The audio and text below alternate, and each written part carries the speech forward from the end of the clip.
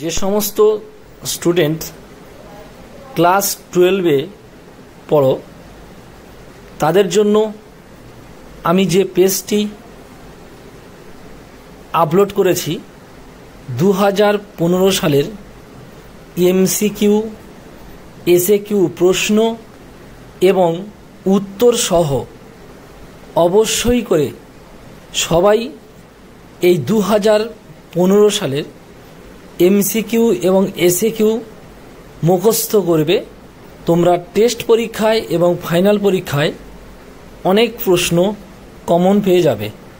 আশা করব সবাই এই প্রশ্নটি বা এই সালের প্রশ্নগুলি মুখস্থ করবে, তোমরা উপকৃত হবে।